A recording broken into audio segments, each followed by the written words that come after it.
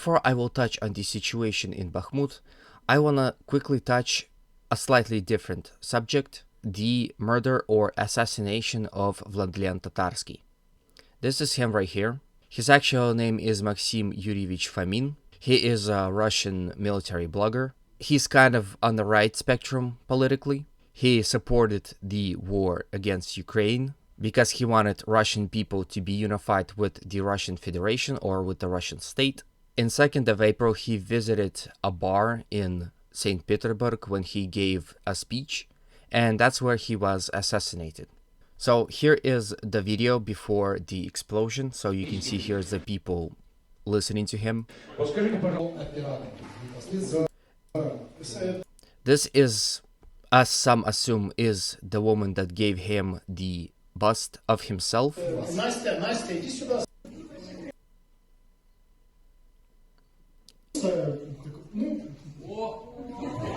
Here you can see this is the bust of the Tatarsky himself, and this is where the bomb is located.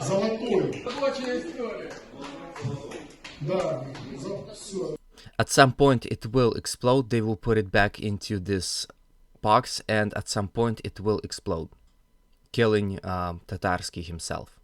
And it is completely confirmed. There's a video on the internet where he is laying face down. The scene itself is not a nice one to watch. The explosion injured a lot of people in a bad way. Didn't really know this dude, didn't watch his content, but for example, Prigozhin himself had good relationship with him, and remember the flags they were putting on the Ukrainian administrative building? Well, the Russian flag had the name of Tatarsky on it, in good memory, of course. So now that we got this out of the way, let's touch on the situation in the Bakhmut. In the last 24 hours, a lot have actually changed. The Russians had completely captured the industrial zone here.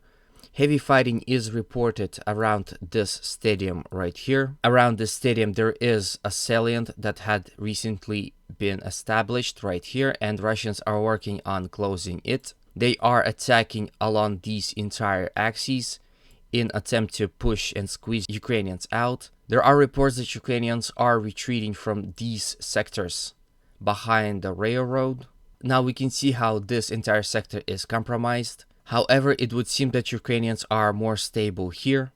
Russians are, as you can see, pushing towards the Verkhny Park and Sredny Park. But once again, those parks provide little to no coverage for the advancing troops, and Ukrainians have no problem spotting possible Russian advancements in this sector. The new tactic of placing booby traps to the buildings that Ukrainians are leaving makes the Russian advancements cautious, and the Russians are very careful when they are entering every building. Now, it has been reported that the Bakhmut itself is being reinforced by the actual Russian army. Some even say that it's not regular troops or even VDV, but some Spetsnaz. Now, some speculate that the Ukrainian forces will leave this entire sector here entirely and retreat behind the railroad right here. Now, storming across this rail lines could be problematic for Russians. As you can see, there are a lot of open spaces and some high-raised buildings on the other side. But once again, we can see that Russians are developing their success here to the north of the railroad and along it. So perhaps the storming across the railroad would not be necessary, as Russians will walk along it and capture these sectors right here, which will help Russians cross this sector safely. Depending on where Russians will cross this railroad or where their success will be more prominent, they will then envelop these positions and force Ukrainians to retreat further back to the western side of the city. Now, it has been speculated that Ukrainians might take their final stand here in this sector where only high-rise buildings are located, and it would make sense. As you can see, the supply road is fairly close and actually leads to this sector. So Ukrainians might leave the entire city to the Russians, but of course they will not leave it without a fight, and will probably mine every single building and explode it as soon as Russians would be near it or in it. Now, situation here around the Tchaikovskого street right here is somewhat the same. Russians are, as you can see, slowly but surely pushing. They are now fighting for the school here, as well as for the fitness center here. Half of the fitness center is now taken by the Russians. Now, they're not attacking here, as you can see a lot of open ground. So Russians are using this densely forested area to attack. As you can see that in front of the Russian positions, there are a sector full of high-rise buildings, which Ukrainians are using for defensive strong points.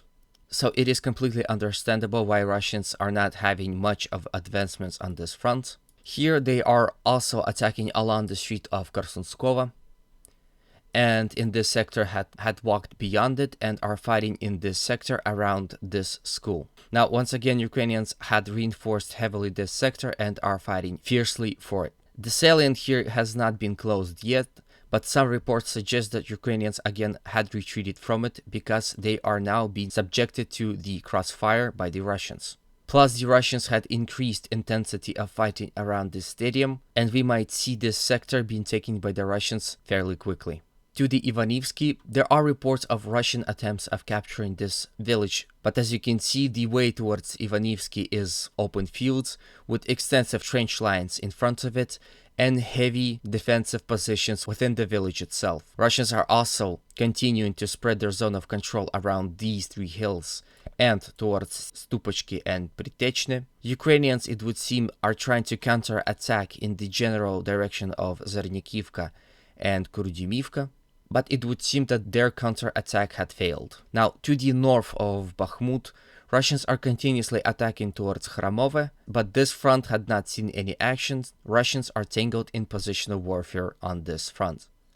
However, in Bogdanivka, it is reported that Russians had entered the city and had started fighting for its streets. As you can see, Bogdanivka is not a big village, but the fact that it's long would prove difficult for Russians, as they must attack along this entire road. Perhaps they could consider going around and forcing Ukrainians to retreat due to the crossfire by the Russians and the possible flanking attacks. If we look at the strategical position of Bogdanivka, we can see that basically Bogdanivka is the only settlement, alongside with Kalinivka, that covers Russian advancements towards Chasiv Yar. So we can see why Russians are most interested in capturing Bogdanivka and are not attacking as actively towards Grigorivka. Now, if we go further to the north, we can see the Orekhovo-Vasiliivka, battle for which continues as of right now. Then there's E40 highway, which Russians are defending with occasional attacks in the direction of Minikivka and flank attacks towards Orekhovo-Vasiliivka.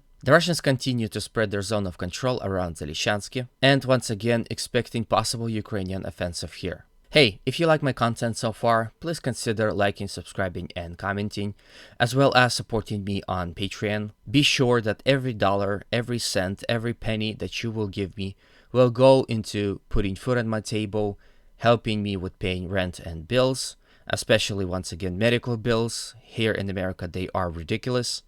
Thank you in advance, and God bless you. Going from Bakhmut, we will end up in Siversk front. Here Russians had become less active.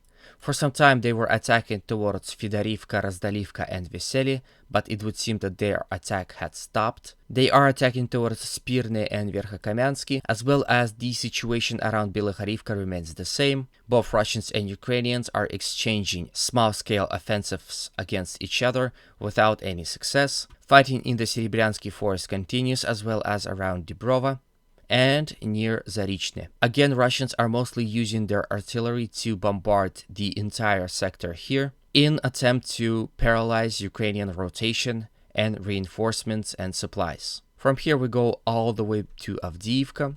Situation in Kamyanka remains the same. Ukrainians are still holding this settlement, although barely. Again, the sheer amount of open space is preventing Russians from acting in this sector more freely, so it would seem that stops them from attacking and encircling Kamyanka itself. They are attacking towards this set of houses, but it would seem that those set of houses is already destroyed, so they will not provide much cover for the Russian forces. Here in Stepova, this map suggests that Russians still hold some territory around Stepova, but some sources say that Russians had fully retreated back to the railroad. We have Russians attacking from Apitne towards the Avdiivka and from Vadyane towards Severne and Tanenke. Now, Lastechkina is being also a subject of Russian attacks. but as you can see here, the open space is enormous. And if we zoom in, we can see that this is probably the Ukrainian trench lines here. Some of them are part of the satellite imagery, like right here.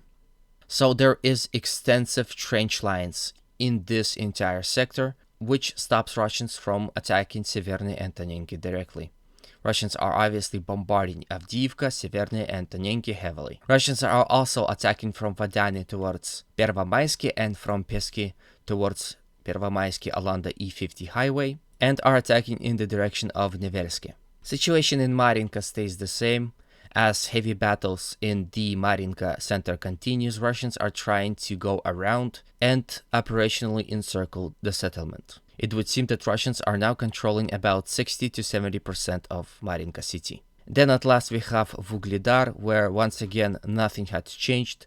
The battle in the Dacha area continues, as well as the Russian attempts to capture mines. The heavy shelling here also continues. Again, if we zoom in, we can see the trench line works. This is the reason why Russians are not attacking from Pavlivka, because Ukrainians had heavily reinforced and fortified this sector.